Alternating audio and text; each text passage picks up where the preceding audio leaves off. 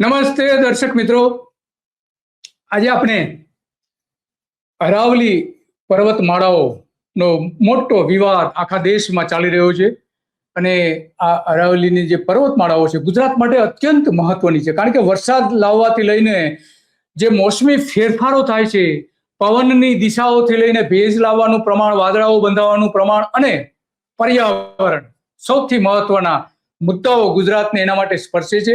અને એ જે પર્વતમાળાઓ જે છે એમાં 100 મીટર સુધીના જેટલા પણ પર્વતો હોય, લગભગ 90% આવી જાય છે એમાં.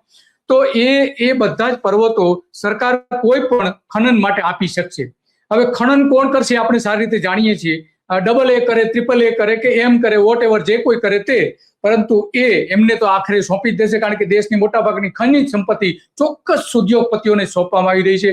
તો બની શકે કે આમાં પણ એ જ હોઈ શકે અને એટલા માટે આખા દેશના લોકો આનો વિરોધ કરી રહ્યા છે. એમાં ખાસ કરીને જે 3 રાજ્યો છે, એ 3 રાજ્યો ખાસ એમાં ગુજરાત અને રાજસ્થાન આના માટે મોટો વિરોધ કરી રહ્યા છે. મધ્યપ્રદેશનો કેટલોક વિસ્તાર પણ એનો વિરોધ કરી રહ્યા છે કે આ માટે અરવલ્લી પર્વતમાળાઓ બચાવો.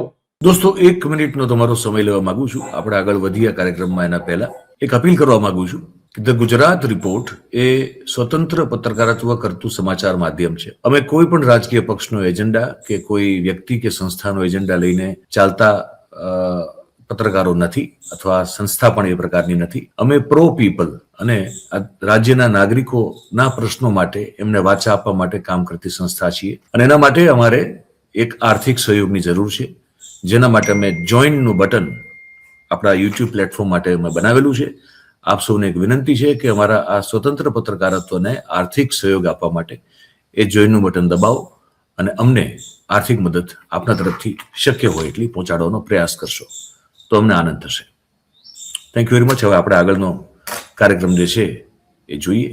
એક આંદોલન સ્વરૂપે ચાલુ થયું છે અને તમામ જગ્યાએ એની અસર પણ દેખાઈ રહી છે. તો આ અંગે આપણે એની પર્યાવરણની શું અસર થશે એ અંગે આપણી સાથે મહેશભાઈ જોડાઈ ગયા છે અને મહેશભાઈ એ બધી વાત કરશે કે ખરેખર કઈ રીતે એને પર્યાવરણની અસર થશે અને આ થવું જોઈએ કે ન થવું જોઈએ, અને થવું જોઈએ તો કઈ રીતે થવું જોઈએ, બધું જ આપણે મહેશભાઈ આપણે સારી રીતે કહી શકશે, કારણ કે મહેશભાઈ પર્યાવરણ ક્ષેત્રે વર્ષોથી લડત ચલાવતા આવ્યા છે અને અનેક કેસોમાં એમને વિજય પણ થયો છે.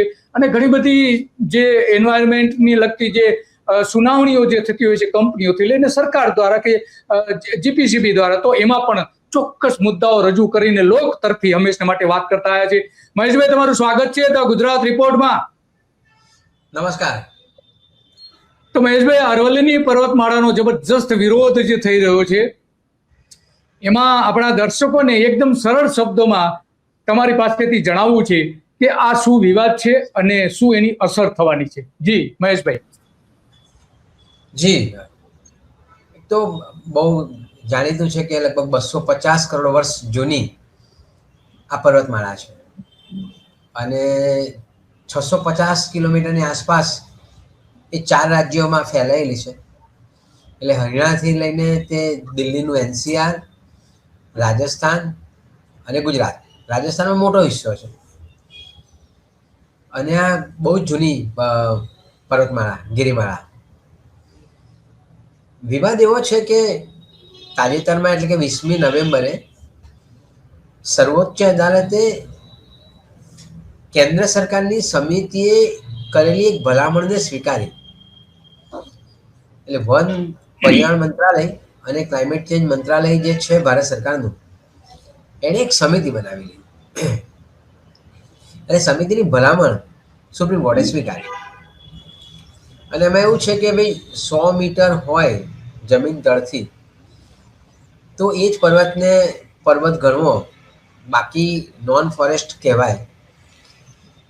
હવે એને અડીને બીજો પર્વત આવેલો, આમ ગિરિમાળા એટલે આમ સાતત્ય હોય પણ ક્યારેક તૂટી પણ જાય, એકદમ સાતત્ય ના પણ હોય. તો એ જો 500 મીટર ગેપ હોય અને બીજી પર્વતની હારમાળા જો 100 મીટરથી ઓછી હોય તો એ આખા પર્વતના નહીં ગણવાનો એમ. અને ખીણ હોય, માનો કે 500 મીટરની ગેપ પડી તો પણ બીજો જે કનેક્ટેડ જે છે પર્વત, એને 100 મીટરથી નીચે હોય તો નહીં ગણવાનું. આ વાત આવી. હવે આમ જોવા જાય દિલીપભાઈ, તો વાત એવી છે કે 1985માં દેશના એક જાણીતા પર્યાવરણ વકીલ MC મહેતા, મહેશચંદ્ર મહેતા, એમણે એક જાહેર રીતની અરજી સુપ્રીમ કોર્ટમાં કરેલી. MC Mehta versus union of India. અને એમણે હરિયાણામાં આ અરવલ્લીના પર્વતોમાં જે માઇનિંગ થઈ રહી છે એની પર રોક લગાવવાની અપીલ કરેલી. સુપ્રીમ કોર્ટે માન્ય રાખેલી. સ્ટે આવી ગયો હતો. એ જ રીતે PS ગોદાવરમ નામના એક એક્ટિવિસ્ટ છે તામિલનાડુના, અને એમણે પણ યુનિયન ઓફ ઇન્ડિયા સામે પર્યાવરણના મુદ્દામાં એક PIL કરેલી સુપ્રીમ કોર્ટમાં, એ 1995માં. યસ.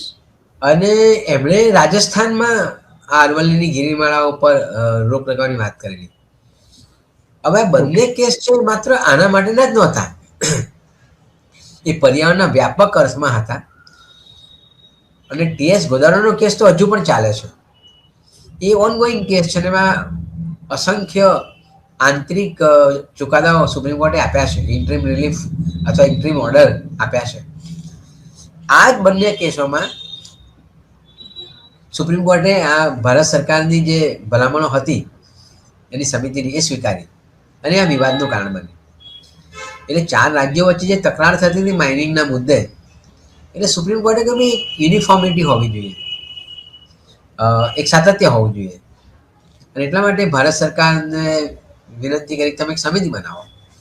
અને સમિતિ બનાવીને સમિતિની ભલામણો સુપ્રીમ કોર્ટે સ્વીકારી 20મી નવેમ્બરે. ત્યારથી આ વિવાદની શરૂઆત થઈ. હવે એ જો તમે રાજસ્થાને અભ્યાસ કરો છો, state forest of India Rajasthan રાજ્યમાં, એ ભારત સરકારનું જ અંગ છે. એના અભ્યાસમાં 12,000 ઉપરના પર્વતોનો અભ્યાસ કર્યો. એમાં તમે 1,000 જેટલા જ પર્વતો 100 મીટરથી વધારે હતા. એટલે એમ કહેવાય કે એમના અભ્યાસમાં 8.7 મીટર જેટલા જ વિસ્તારના પર્વતો એ 100 મીટરથી વધારે હતા. એટલે 92 વિસ્તાર એ આ વ્યાખ્યામાંથી બહાર નીકળી જાય છે. એટલે એ વ્યાખ્યામાંથી બહાર નીકળી જાય મતલબ શું થાય કે એને નોન ફોરેસ્ટ ગણવું. એટલે પછી માઇનિંગ કરો તો પછી માઇનિંગની જે પ્રક્રિયા હોય એ પ્રમાણે તમારે લાયસન્સને લેવાના. એટલે ફોરેસ્ટનું ક્લિયરન્સ ને બધી માથાકૂટો મટી ગઈ. પછી સીધું માઇનિંગમાં જાઓ અને ક્લિયરન્સ મળી જાય, એ બહુ સ્વાભાવિક છે. એટલે તમે કહ્યું ને કે પેલી AAA હોય કે MM હોય કે XX હોય, જે માગે તે એને બધું મળી જાય. હા, જે માગે તેને મળી જાય. મજાની વાત એ છે કે એક તરફ પ્રધાનમંત્રી 5મી જૂને ગ્રીન વોલ બનાવે છે, એટલે વૃક્ષારોપણ કરે છે બનાસકાંઠામાં, એક પેડ માં કે નામ. અને એવું લોકોને આહવાન કરે છે કે ભાઈ આ ગ્રીનરી વધારો તમે, એટલે આખી એક પ્રોટેક્શન વોલ થાય. અને બીજી બાજુ એ જ ભારત સરકારનું વન અને પર્યાવરણ મંત્રાલય એ જુદું ના હોઈ શકે પ્રાઇમ મિનિસ્ટરથી. એમનું જે એક અંગ છે, એમની અંડરમાં આવતી એક અંગ છે, એ ભલામણો કરે સુપ્રીમ કોર્ટને કે ભાઈ તમે આ વ્યાખ્યા બાંધો. હવે ગઈકાલે એક નવો વળાંક આવ્યો. ગઈકાલે આ મંત્રાલયના બહુ જ ઓછું બોલતા, કારણ કે મોટાભાગે ભૂપેન્દ્રભાઈ યાદવ એ પ્રભારી તરીકે બહુ જ કામ કરે છે. ગુજરાતમાં પણ કંઈક રાજકીય મુદ્દો થાય ભારતીય જનતા પાર્ટીનો તો પ્રભારી તરીકે આવે, બીજા રાજ્યોમાં પણ જાય. એટલે સંસદમાં ઓછું બોલતા હોય છે. એટલે ઘણા લોકોને ખબર બી નથી હોતી કે આપણા વન અને પર્યાવરણના કેબિનેટ મંત્રી કોણ છે, એ ખબર એ ઓછી હોય. એ પ્રભારી તરીકે વધારે પ્રચલિત છે. એટલે સંસદમાં પણ આ વખતે થોડુંક બોલ્યા હતા, પણ એ જરા જૂનો ડેટા આપ્યો હતો AQI ને લઈને. 2025નો ડેટા તો નહોતો જ આપ્યો. એ કાલે પ્રગટ્યા એટલે પત્રકાર પરિષદ કરી. એમણે એમ કહ્યું કે આ સુપ્રીમ કોર્ટનું જે ડિરેક્શન આવ્યું છે એની યુટ્યુબ ચેનલો, આ તમારા જેવા લોકો દિલીપભાઈ ને બધા, એ લોકો ખોટું અર્થઘટન કરે છે, લોકોને ભડકાવે છે, બહેકાવે છે. અને આ ચેનલો બની ઘણી એ બધી ભડકાવે છે. હકીકત એવું નથી. હકીકત એવું છે કે માત્ર 10% જ વિસ્તાર એવો છે કે જેમાં ખનન થઈ શકશે, 90% વિસ્તાર નથી. સવાલ મારો એ થાય કે જો ભૂપેન્દ્ર યાદવ સાચા છે તો એમના મંત્રાલયે જે સર્વોચ્ચ અદાલતે અર્થઘટન કર્યું છે અને જે નિર્દેશ આપ્યો છે એનું ગુજરાતી અને હિન્દી ભાષામાં અનુવાદ કરીને એમને જાહેર વિજ્ઞપ્તિ આપતા જેવી હતી કે ભાઈ કોઈ ગેરમાર્ગે ના દોરાવ, સુપ્રીમ કોર્ટે આવું કહ્યું છે. એટલે એમાં પણ એવું નથી થયું. એટલે પત્રકાર પરિષદમાં વાત કરી દીધી. પત્રકાર પરિષદનો કોઈ મતલબ નથી. મોઢેથી બોલ્યા તમે ઓરલી, એનો મતલબ શું છે? તમે લેખિતમાં વન અને પર્યાવરણ મંત્રાલય જાહેર વિજ્ઞપ્તિ આપે કે 20મી નવેમ્બરે સુપ્રીમ કોર્ટે આ પ્રકારના નિર્દેશો આપ્યા છે, જેનો મતલબ આવો થાય, એટલા માટે કોઈ ગેરમાર્ગે દોરવાવું નહીં, એવું કરવું જોઈતું હતું.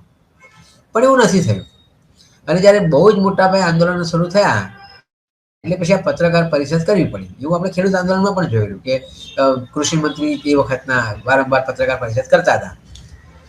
અત્યારે મજાની વાત છે કે ભારત સરકાર એક બાજુ ગ્રીન વોલ બનાવવાની વાત કરે છે અને બીજી બાજુ ભારત સરકાર ભલામણ કરે છે સુપ્રીમ કોર્ટને.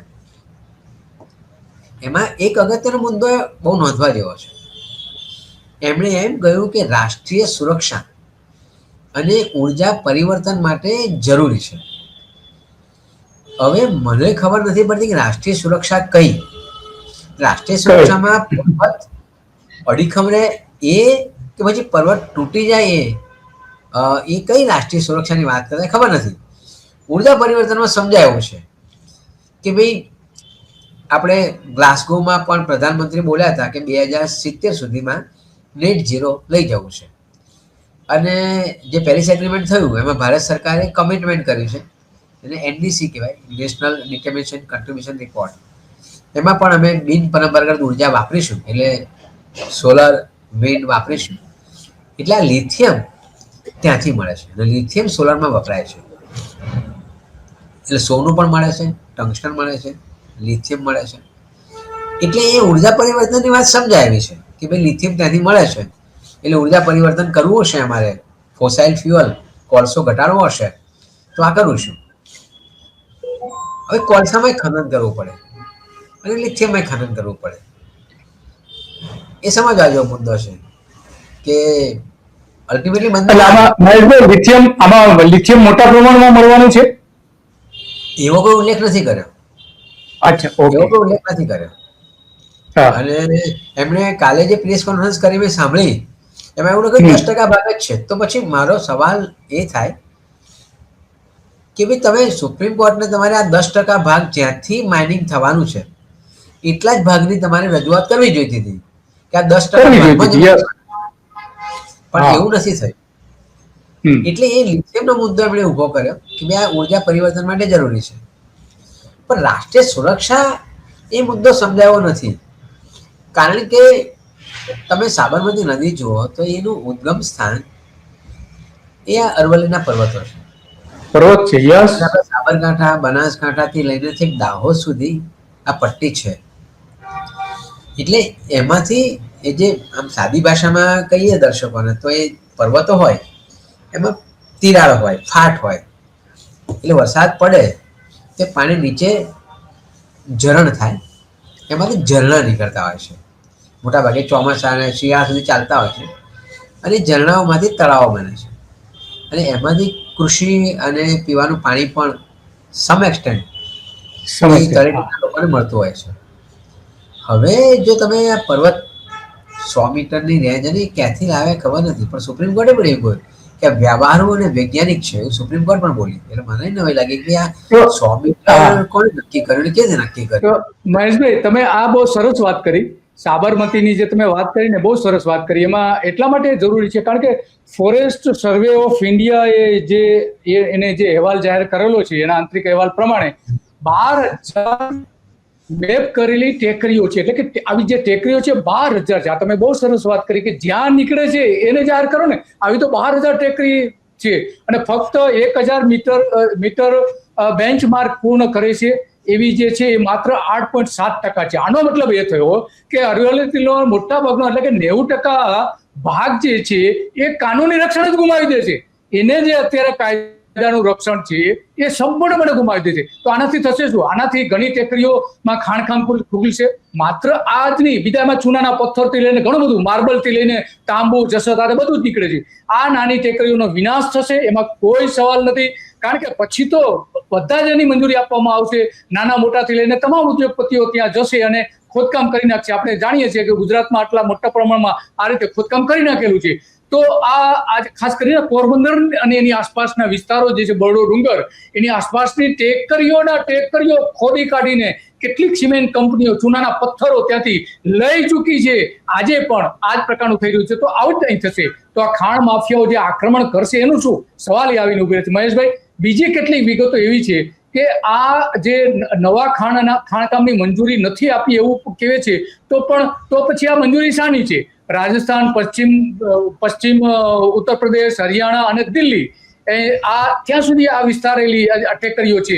એટલે કે એનો વિસ્તાર એટલો મોટો છે કે ભારતનો જે મહત્વનો કૃષિ પ્રદેશ છે, કૃષિ પ્રદેશ, ત્યાં એ જાય છે. અને 200 મિલિયન વર્ષ જૂનો આ કેટલીક જે જૂનામાં જૂની નવામાં નવી જે કહી શકાય એ 200 મિલિયન વર્ષ જૂની છે. તો રાજસ્થાન, હરિયાણા જેવા શુષ્ક પ્રદેશોમાં ભૂગર્ભ જળ રિચાર્જ કરે છે. અત્યારે અમદાવાદ, આપણે ગુજરાતમાં પણ આજ આપણે કરીએ છીએ. ઉત્તર ગુજરાતમાં પાણીની તંગી છે.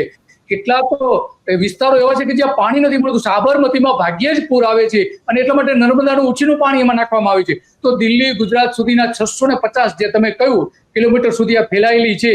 અને સાબરમતી, લુણી, ચંબલ, આટલી મહત્વની નદીઓ એનામાં નીકળે છે. તમે જે વાત કરી મહેશભાઈ, એમાં એક તો શીશુ, જસત, આ ધાતુઓ પણ નીકળે છે. ચૂનાના પથ્થર, રેતીના પથ્થર, આરસ અને ગ્રેનાઇટ પણ નીકળે છે. તો આ બધા જ પ્રકારના ત્યાં ખનીજો જે નીકળી રહ્યા છે, કિંમતી ખનીજો. તો એનું થશે શું? સીધી વાત છે, ખોદી કાઢશે. કાયદેસર પણ ખોદી કાઢશે અને ગેરકાયદેસર પણ ખોદી કાઢશે. અને એટલા માટે આખો દેશ આજે આની ચિંતા વ્યક્ત કરી રહ્યો છે. મહેશભાઈ, તો મહેશભાઈ, આમાં હવે શું થશે? આપની દ્રષ્ટિએ શું લાગે છે?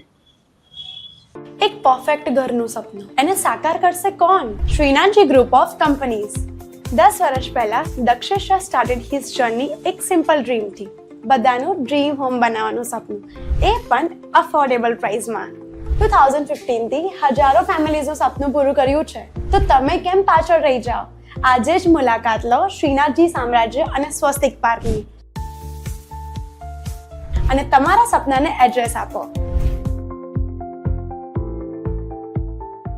એટલે એક સહેજ પાછળ જાઉં.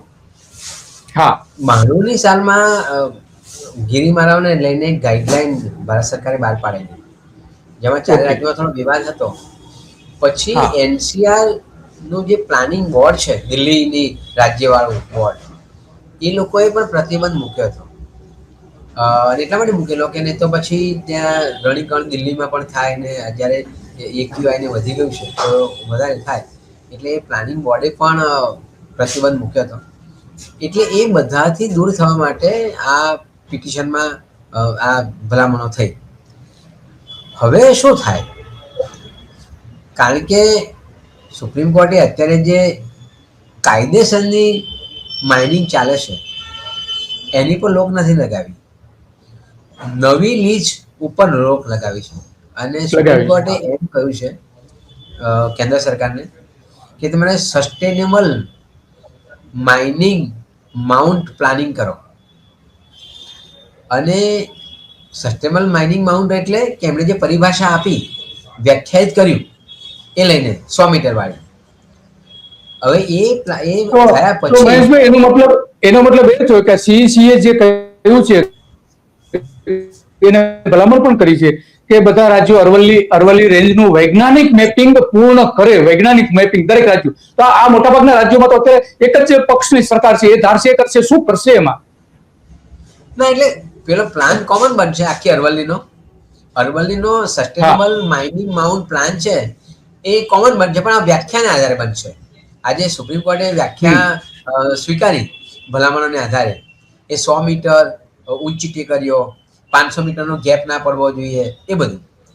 એટલે એ પ્રમાણે જે ફોરેસ્ટ સર્વે ઓફ ઇન્ડિયાએ જે અભ્યાસ કર્યો રાજસ્થાનમાં, તો 90% નીકળી જાય છે. કારણ કે બધી જ ટેકરીઓ ઊંચી હોવી જરૂર નથી. આ તો હારમાળા છે. કોઈ 10 મીટરે હોય, કોઈ 50 મીટર હોય, કોઈ વળી આપણું આબુ જે છે એનું ગીરુ શિખર એ તો 1700 મીટર છે, એટલે એ તો ઘણું વધારે છે. એટલે એવું પણ હોય અને 50 મીટરની પણ ટેકરી હોય અને 89 મીટરની પણ ટેકરી હોય, આવું પણ હોય. એટલે એને આધારે પછી નક્કી થશે આ વસ્તુ.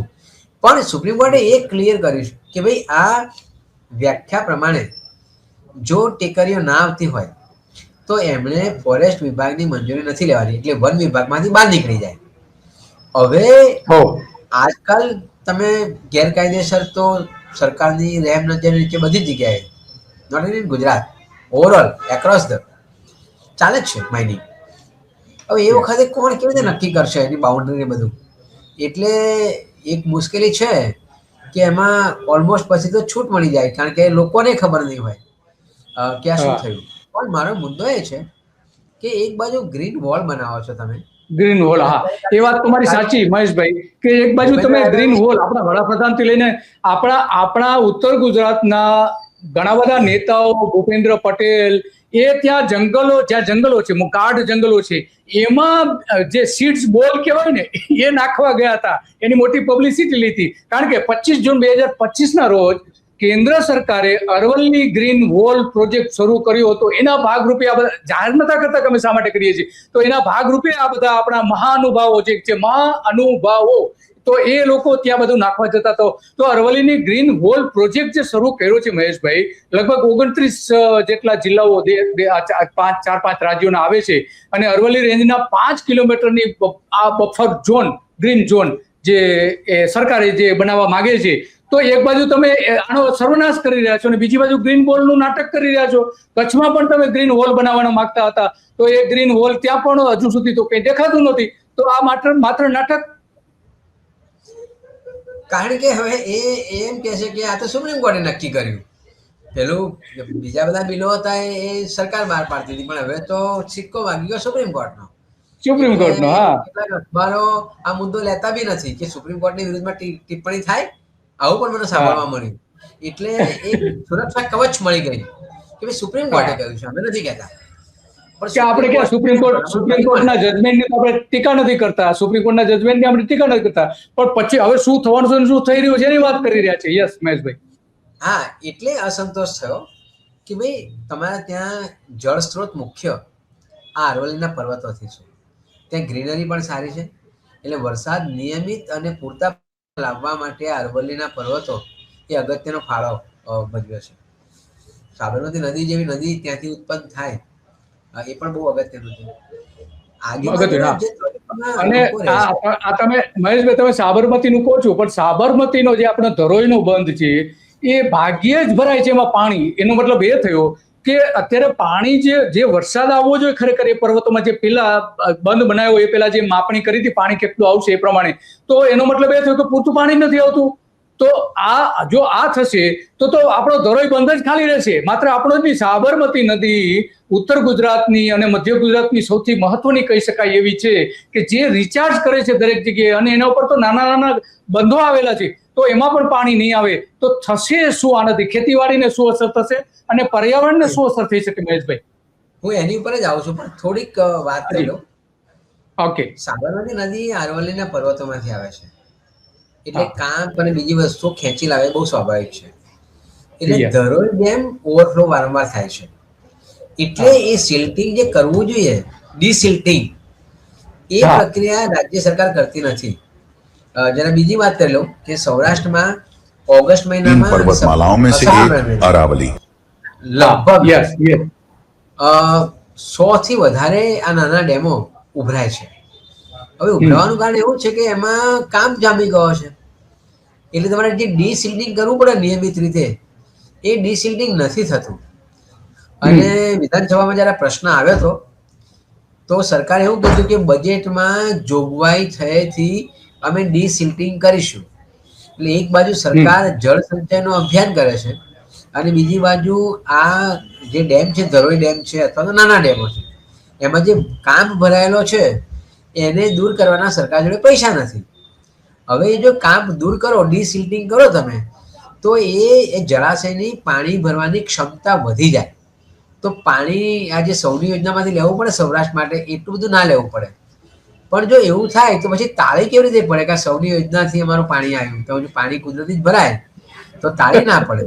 એટલે એ તાળી પડાવવા માટે થઈને એ કામ નહીં કાઢવો. અને જળ સંચય અભિયાન તમારે પાણી માટે જે કરવું પડે તે કરો, એના માટે પૈસા નથી તમારી જોડે. આવું સરકાર કેવી દેખે? બજેટમાં જોગવાઈ થયેથી કરીશું તો કરો જોગવાઈ, તમે કેમ નથી કરતા? પીવાના પાણીની વાત છે. એટલે ધરોઈમાં પણ એવું થયું છે. ધરોઈની પ્રકૃતિ એવી છે કે ધરોઈ સૌથી પહેલા ડેમ ભરાઈ જાય છે ને ઉભરાય છે, તો તમારે એનું નિયમિત રીતે ડિસિલ્ટિંગ કરવું પડે. પણ આ જો પરિસ્થિતિ બની તો ડિસિલ્ટિંગનો સવાલ જ નહીં થાય, પાણી જ ઓછું આવે એવું બને. આશા રાખીએ કે એવું નહીં થાય, અને લોક માંગણી છે, લોક ચળવળ છે, એટલે સરકાર અને સુપ્રીમ કોર્ટ પણ એને રીકન્સિડર કરશે એવું માનું છું. બીજો મુદ્દો, અચ્છા, તો મહેશભાઈ આમાં આપણે એક થોડું, કારણ કે લોકોની આ વાત છે એટલે અત્યારે લોક ચળવળ કયા પ્રકારે ચાલી રહી છે, શું છે આપની પાસે વિગતો? આપ પણ કે વિસ્તારમાં પણ એક વખત જઈ આવ્યા છો.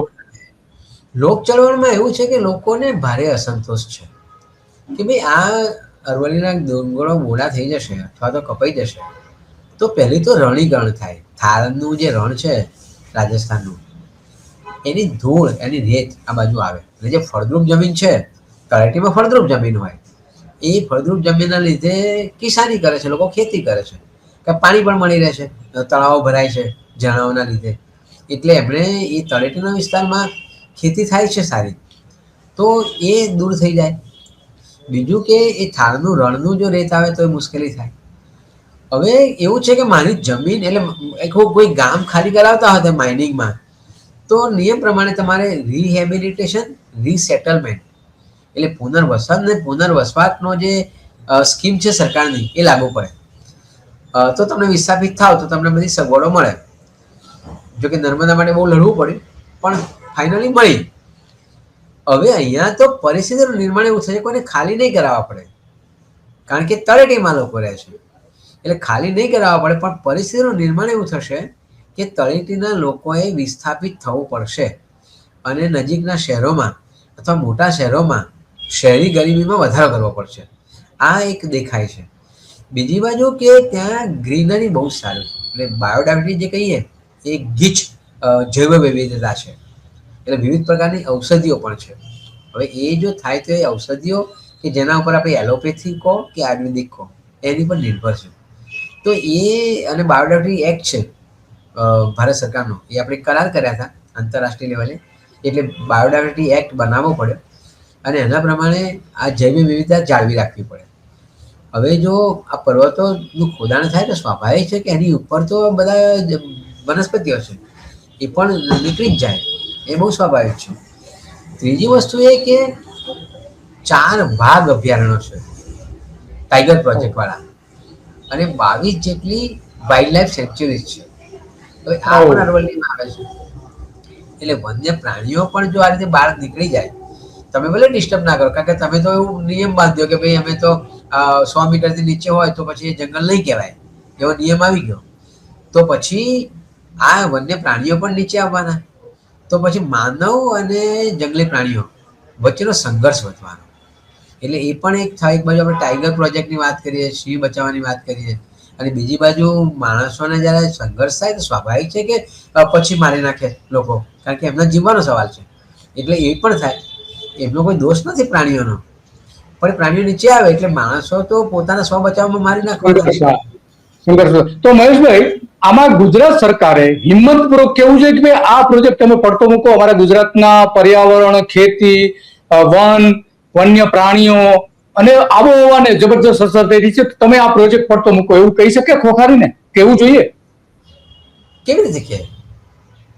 તમે ડબલ એન્જિનની સરકાર છે, ત્યાં ઉપર કેન્દ્રની સરકાર, નીચે એમની સરકાર છે. હવે કેન્દ્રની સરકારના મંત્રી ભૂપેન્દ્ર યાદવ જ્યારે એમ કહેતા હોય કે આ ગેરમાર્ગે દોરી રહ્યા છે યુટ્યુબરો, ગેરમાર્ગે દોરી રહ્યા સોશિયલ મીડિયા, એ જ્યારે કહેતા હોય તો ગુજરાત તેનાથી વિરોધ કેવી રીતે જાય? ગુજરાતે તો માત્ર હાય હા જ કરવાની છે. ગુજરાત આવી પહેલ ના કરી શકે, ગુજરાતની સરકાર, કારણ કે ક્યાંથી ચાલે છે, કોણ ચલાવે છે, આપણે જાણીએ છીએ. તો ગુજરાત સરકારની એ થોડી એવી હિંમત હોય કે આવું કરે. હા, ત્યાં કેન્દ્રમાં કોઈ બીજી પાર્ટીની જ્યારે સરકારો હતી ત્યારે ગુજરાત સરકાર ખૂબ ખાલીને બોલતું હતું. આપણે મોદી સાહેબ એટલો ને, હું તો નામ સાથે કહું, આપણે નરેન્દ્ર મોદી ખોખારીને 56ની છાતીથી બોલતા હતા કે ભાઈ કેન્દ્ર સરકાર ગુજરાતને અન્યાય કરી રહી છે. તો હવે આ મુખ્યપ્રધાન ભૂપેન્દ્ર પટેલને જ્યારે નરેન્દ્ર મોદીની સરકાર અન્યાય કરી રહી છે ત્યારે અહીંના મુખ્યપ્રધાન તો મૌની બની ગયા છે. મનમોહનસિંહને મૌની બાબા કહેતા હતા, તો આ ભૂપેન્દ્રભાઈ પણ મૌની બાબા બની ગયા છે, અને ખોખારીને કેવું જોઈએ પણ નથી કહેતા. કમનસીબી છે આપણા ગુજરાતની કે જ્યાં દિલ્હીથી આદેશ આપે એ પ્રમાણે કરે છે, અને એ પ્રમાણે જ થઈ રહ્યું છે. તો આ એક બહુ ગંભીર બાબત છે. તો મહેશભાઈ, હવે આપણો સમયની મર્યાદા છે, આ સિવાય કે આપને કેવું છે? ના, એટલે એમાં ફેરવિચારણા થવી જોઈએ, કારણ કે જૈવ વિવિધતા નાશ થાય, પાણીનો પ્રશ્ન ઊભો થાય, માનવનો સંઘર્ષનો પ્રશ્ન ઊભો થાય, એ બધાનો થાળનું રણના લીધે રણીકણ વધી જાય, એટલે રણીકણ વધી જાય, પાણીના સ્ત્રોત ખલાસ થાય, જીવ વૈવિધ્યતા ખલાસ થાય. આ બધું હોવાથી સુપ્રીમ કોર્ટે પણ એમાં ફેરવિચારણા કરવી જોઈએ. સુપ્રીમ કોર્ટ આમ સુઓ મોટો લેતી હોય છે, તો સુપ્રીમ કોર્ટે પોતાના જ નિર્ણયની વિરુદ્ધમાં જ્યારે લોક આંદોલન થતું હોય તો જાતે જ એણે સુઓ મોટો ઇનિશિયેટિવ લઈને આ જે પોતાનો જે નિર્ણય છે એને રિકન્સિડર કરવો જોઈએ. ઓકે મહેશભાઈ, તમે બહુ સારી વિગતો આપી મહેશભાઈ, અને ઘણી બધી લોક ઉપયોગી તમે માહિતી આપી, તો તમારો ખૂબ ખૂબ આભાર. અને દર્શકોને પણ વિનંતી છે કે મહેશભાઈ જે કહી રહ્યા છે એ 100% સત્ય હોય તો જ એ બોલે, અને એની પાસે પૂરતી વિગતો હોય તો જ એ બોલે મહેશભાઈ, કારણ કે વર્ષોથી એનો અનુભવ છે અને વર્ષોથી આવા જ મુદ્દાઓ પર લોકોની ચળવળ પણ કરતા આવ્યા છે, લોકોના મુદ્દાઓ ઉઠાવતા આવ્યા છે, પીઆઈએલ કરતા આવ્યા છે, અને સત્તાધીશો સામે જ્યાં રજૂઆત કરવી પડે ત્યાં રજૂઆતો પણ કરતા આવ્યા છે, અને એમાં ઘણી જગ્યાએ વિજય પણ મહેશભાઈનો થયો છે. તો મહેશભાઈ સતત પહેલાથી અડગ છે, આજે પણ અડગ છે, અને આપણે અરવલ્લીમાં પણ એ અડગ જ રહેશે, એમાં કોઈ સવાલ નથી. તો મહેશભાઈ, આપનો ખૂબ ખૂબ આભાર. તો હતા મહેશભાઈ પંડ્યા, કે જેમણે એકદમ સ્પષ્ટ રીતે કહ્યું કે અરવલ્લીની પર્વતમાળા એ આપણા માટે અત્યંત મહત્વની છે, એનો સર્વનાશ કરવાની જરૂર નથી, એના વિકલ્પો વિચારવા જોઈએ.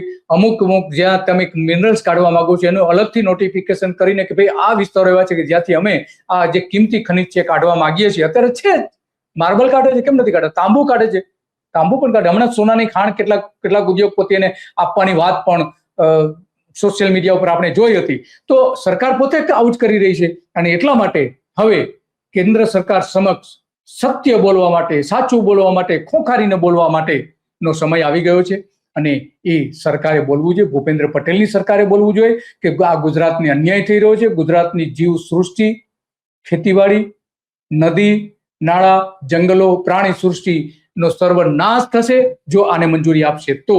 બસ આજે આટલું જ, અને આવી જ બાબતો ઉપર આપણે ચર્ચા કરતા રહીશું. નમસ્તે.